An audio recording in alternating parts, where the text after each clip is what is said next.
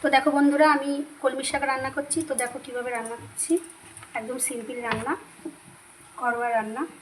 প্রথমে কড়াইতে তেল দিয়ে নিলাম।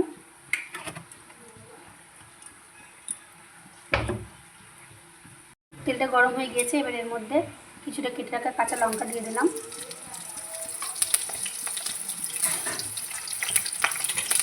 এবার এর মধ্যে কিছুটা কেটে রাখা পেঁয়াজ দিয়ে দিলাম।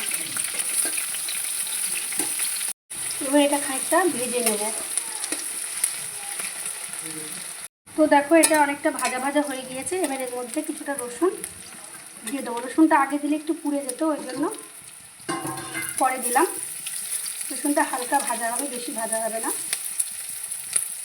এটাকে একটু ভালো করে ভেজে নেব। তো দেখো এগুলো আমার ভাজা হয়ে গিয়েছে, আর বেশি ভাজবো না। এবার এর মধ্যে আমি শাকগুলোকে দিয়ে দেবো।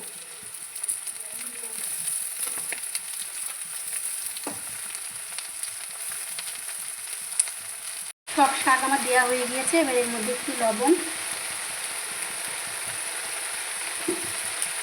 আর একটু হলুদ আমি দিয়ে দেবো।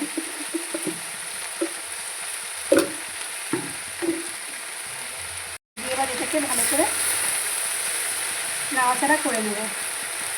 তো দেখো লবণ দেওয়া হয়ে যাবে, এটা বসে যাবে, এতটা উঁচু থাকবে না।